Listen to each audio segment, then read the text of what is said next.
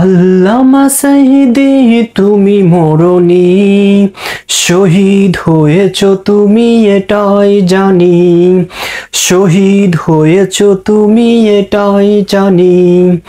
আল্লামা সাঈদী তুমি মরণি, শহীদ হয়েছ তুমি এটাই জানি, শহীদ হয়েছ তুমি এটাই জানি।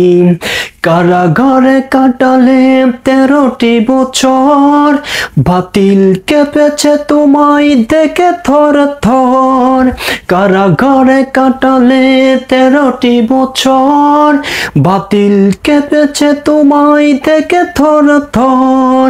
তুমি যে ছিলে মোদের নয়নমণি, শহীদ হয়েছ তুমি এটাই জানি, শহীদ হয়েছ তুমি এটাই জানি। আল্লামা সাঈদী তুমি মরণি, শহীদ হয়েছ তুমি এটাই জানি, শহীদ হয়েছ তুমি এটাই জানি। দেহ মাঝে যতদিন ছিল তব প্রাণ, বলেছিলে তুমি সেই প্রভুর কালাম। দেহ মাঝে যতদিন ছিল তব প্রাণ, বলেছিলে তুমি সেই প্রভুর কালাম। তাই তো তোমায় ভাবি প্রতিদিনই, শহীদ হয়েছ তুমি এটাই জানি, শহীদ হয়েছ তুমি এটাই জানি। আল্লামা সাঈদী তুমি মরণি, শহীদ হয়েছ তুমি এটাই জানি, শহীদ হয়েছ তুমি এটাই জানি। দেখা তো হবে না আর এই জীবনে, দেখা হবে জান্নাতে ফুল বাগানে। দেখা তো হবে না আর এই জীবনে, দেখা হবে জান্নাতে ফুল বাগানে। এই আশা কবুল করো আল্লাহ তুমি, শহীদ হয়েছ তুমি এটাই জানি, শহীদ হয়েছ তুমি এটাই জানি। আল্লামা সাঈদী তুমি মরণি, শহীদ হয়েছ তুমি এটাই জানি, শহীদ হয়েছ তুমি এটাই জানি। আল্লামা সাঈদী তুমি মরণি, শহীদ হয়েছ তুমি এটাই জানি, শহীদ হয়েছ তুমি এটাই জানি।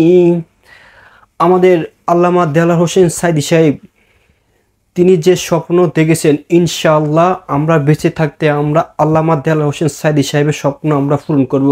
সাঈদী সাহেবের স্বপ্ন ছিল এই দেশের সংবিধান রাষ্ট্র হবে ইসলাম, সংবিধান হবে আল কোরআন এবং কোরআনের রাজ কায়েম করার জন্য তিনি 50 বছর মাঠে ময়দানে তাফসীর করেছেন। সারা বাংলাদেশে পুরা ওয়ার্ল্ডে তিনি আলোচনা করেছেন।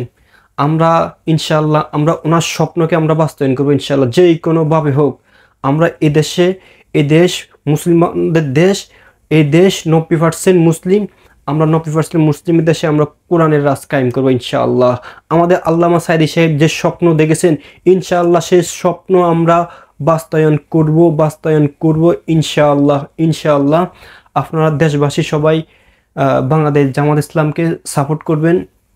এখন এই 16 বছর নির্যাতিত একটি দল, সেটা হচ্ছে বাংলাদেশ জামাত ইসলাম। আর তার সাথে আরও অন্যান্য দলও আছে, বিএনপি আছে বা অন্যান্য ইসলামী দলগুলো আছে। তার মধ্যে অন্যতম হচ্ছে বাংলাদেশ জামাত ইসলাম। এই 16 বছরে এই স্বৈরাচার সরকার আমাদের মাতার তাজ, জাতির শ্রেষ্ঠ সম্পদ, জাতির শ্রেষ্ঠ মেধাবী বুদ্ধিজীবীদেরকে ফাঁসি দিয়ে মেরে ফেলছে। তারপরও আমরা এর প্রতিশোধ আমরা নিব না, আমরা সবাইকে ক্ষমা করে দিব ইনশাআল্লাহ। আমাদের আল্লামা সাঈদী সাহেবের স্বপ্নটা বাস্তবায়ন করতে হলে সারা বাংলাদেশের জামাত ইসলামের সমর্থক ভাইয়ের আপনার কাজ করতে হবে মাঠে ময়দানে, এবং মানুষদেরকে ভালোবাসা দিয়ে মুগ্ধ করতে হবে যে ইসলাম শান্তির ধর্ম, ইসলাম প্রতিশোধ নেওয়া সমর্থন করে না। ইনশাআল্লাহ আমাদের সাথে যা হয়েছে আমরা সবাই ক্ষমা করে দিব।